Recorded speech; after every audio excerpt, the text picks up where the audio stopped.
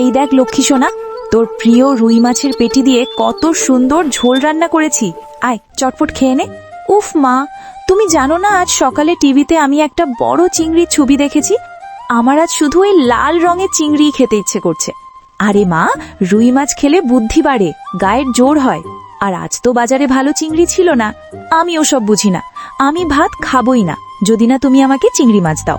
দেখ জেদ করিস না, বাইরে রোদ উঠেছে অনেক, তোর বাবাও ক্লান্ত। এখন কি আবার বাজারে যাওয়া সম্ভব? তাহলে আমি আজ না খেয়েই থাকবো। তুমি মোটেও আমার কথা শোনো না। আচ্ছা বাবা, কাঁদিস না, তুই বস, আমি তোর বাবাকে বলছি, দেখি উনি কোনো ব্যবস্থা করতে পারেন কিনা। ওগো শুনছো, একটা বড় বিপদ হয়েছে। আমাদের মেয়ে তো না খেয়ে বসে আছে।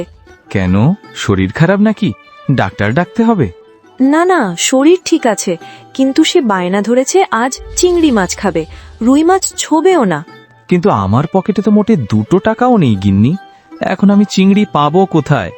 বাচ্চা মানুষ তো, বায়না ধরেছে, না খাওয়ালে তো অসুস্থ হয়ে পড়বে। একটা কিছু করো। ভাবছি বন্ধু বাঘের কাছে যাব, ওর কাছে হয়তো কিছু টাকা ধার পাওয়া যেতে পারে। বাঘের কাছে যাবে? সে কি সাহায্য করবে? তাছাড়া পথটাও তো বেশ অনেকটা। বন্ধু মানুষ, বিপদে পাশে দাঁড়াবে না তো কে দাঁড়াবে? তুমি মেয়েকে বুঝিয়ে বসিয়ে রাখো, আমি জলদি আসছি। বাঘ ভাই, কোথায় আছো? তোমার কাছে জরুরি একটা প্রয়োজনে এসেছি। কি ব্যাপার শিয়াল ভাই, তোমার জিভ তো দেখি বেরিয়ে এসেছে হাঁপাতে হাঁপাতে। কোনো বাঘিনী ধাওয়া করেছে নাকি? আরে না বন্ধু, বাঘিনীর চেয়েও ভয়ঙ্কর এক বায়নাক্কার পাল্লায় পড়েছি। আমার ছোট মেয়েটা আজ চিংড়ি ছাড়া ভাতই খাবে না। বল কি, শিয়ালের পেটে চিংড়ির খিদে? তা তো বেশ মজার ব্যাপার। তা আমার কাছে কি মনে করে? বন্ধু, পকেট একদম গড়ের মাঠ। তুমি যদি কিছু টাকা ধার দিতে, তবে বাজারে গিয়ে 2 চিংড়ি কিনে মেয়ের জান বাঁচাতাম। বিপদে না পড়লে তো আর বন্ধুর কথা মনে পড়ে না। তবে শোনো, আমার কাছে টাকা নেই ঠিকই, কিন্তু গিন্নি বেশ কিছু জমা করেছে। ওরে বাবা, ভাবির কাছে গিয়ে টাকা চাবো? তিনি যদি মেজাজ বিগড়ে একটা থাবা বসিয়ে দেন। আরে না না, সে শুধু আমার ওপর গর্জন করে, মেহমানদের সে খুব খাতির করে। তুমি নির্ভয়ে ভেতরে যাও, আমি এখানে পাহারা দিচ্ছি। আসসালামু আলাইকুম ভাবি, ঘরে কি আসা যাবে? আমি আপনার শিয়াল ভাই। ওয়ালাইকুম আসসালাম শিয়াল ভাই। আরে দাঁড়িয়ে কেন, ভেতরে আসুন, আমার বাচ্চারাও আপনাকে দেখে খুব খুশি হবে। না ভাবি, বাচ্চারা তো বেশ বড় হয়ে গেছে, ভয় লাগে কখন আবার মামা বলে কামড় দিয়ে বসে।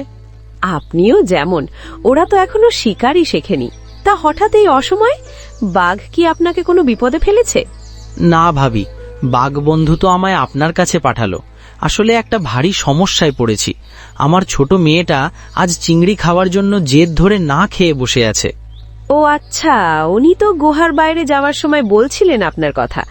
বাচ্চা মানুষ বায়না ধরবেই, তাই বলে সে না খেয়ে থাকবে এটা তো হতে পারে না। ঠিকই বলেছেন ভাবি, কিন্তু আমার পকেট একদম খালি। আজ বাজারে গিয়ে যে চিংড়ি কিনবো সেই সামর্থ্য নেই, তাই বন্ধুর কাছে এসেছিলাম সাহায্যের জন্য। এই নিন 500 টাকা। এটা দিয়ে শুধু চিংড়ি নয়, মেয়ের জন্য আরো কিছু পুষ্টিকর খাবার কিনবেন। আপনি যে কত বড় মনের মানুষ তা আজ বুঝলাম ভাবি। আপনার এই ঋণ আমি কোনো দিন শোধ করতে পারবো না। ঋণের কথা বলে আমায় লজ্জা দেবেন না ভাই। আমরা বনের প্রাণী, বিপদে একে অপরের পাশে না দাঁড়ালে আমাদের এই সমাজ চলবে কি করে? একদম ঠিক কথা ভাবি। আমাদের শিয়াল সমাজে তো সবাই শুধু নিজের কথা ভাবে। আপনাদের থেকে অনেক কিছু শেখার আছে। এই নিন টাকাটা রাখুন, আর মেয়ের জন্য আমাদের ছানাদের তরফ থেকে এই মাংসটুকুও নিয়ে যান। মালাইকারির সাথে ওটা খেলে ওর শরীরে শক্তি হবে। আপনি সত্যিই দয়ার সাগর ভাবি। এই বিপদে আপনি আমার মান বাঁচালেন। আমি এখন আসি, বাজারে দেরি হলে আবার ভালো মাছ পাবো না। সাবধানে যাবেন শিয়াল ভাই, আর মেয়েকে বলবেন তার এই বাঘিনী মামি তাকে একদিন আমাদের গুহায় দাওয়াত দিয়েছে। ওহে দোকানদার ভাই, আজ তো আপনার কপাল ভালো, এক বড় খদ্দের হাজির হয়েছে। এই যে বড় বড় পা ঝোলানো গলদা চিংড়িগুলো, এগুলোর দাম কত? ওরে বাবা, শিয়াল ভাই যে আজ রাজকীয় মেজাজে। এগুলো একদম পদ্মার টাটকা চিংড়ি, 600 টাকা কেজি একদম। 600 টাকা? বলেন কি ভাই, বাজারে কি আগুন লেগেছে? আমার কাছে তো মাত্র 500 টাকা আছে, একটু কম রাখা যায় না? দেখুন শিয়াল ভাই, এই মাছ ধরতে জেলেদের অনেক কষ্ট করতে হয়, এর নিচে তো আমাদের কেনাই পড়ে না। আরে ভাই দেখুন তো, আমি গরমে ঘেমে একাকার, বন্ধুর কাছ থেকে টাকা ধার করে এনেছি মেয়ের জন্য। ও আজ না খেয়ে জেদ ধরে বসে আছে। বাচ্চার কথা শুনলে মনটা নরম হয়ে যায়। ঠিক আছে, আপনার জন্য বিশেষ ছাড়, 450 টাকা দিন। বাকি 50 টাকা দিয়ে না হয় মেয়ের জন্য চকলেট নিয়ে যাবেন।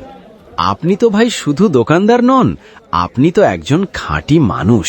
এই তো চাই, একেই বলে পরোপকার।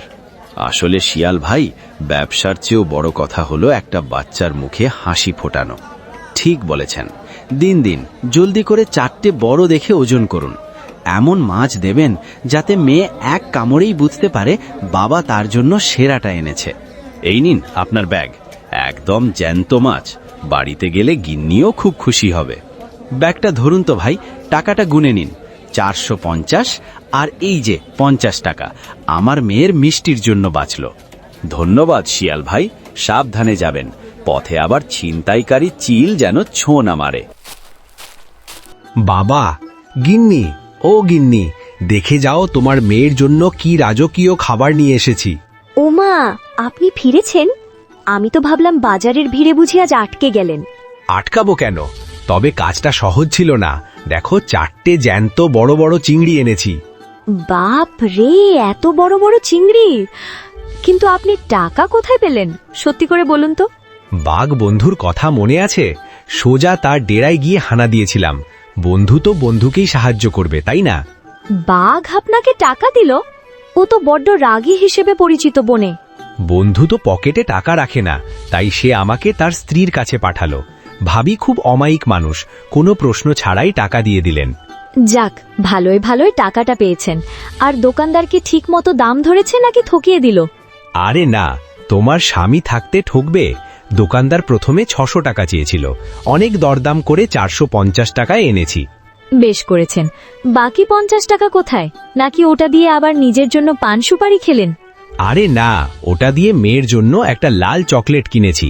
চিংড়ি খেয়ে ওটার জন্য আবার বায়না ধরবে তো। আপনি সত্যি সেরা বাবা। আপনি এখন বিশ্রাম নিন, আমি গিয়ে চটপট চিংড়ির মালাইকারি বসিয়ে দিচ্ছি।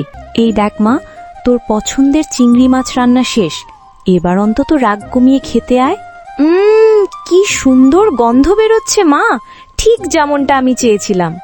ঘ্রাণ তো ভালো হবেই, কিন্তু তুই কি জানিস এই 4টে মাছের জন্য তোর বাবা আজ কতটা দৌড়ঝাঁপ করেছেন?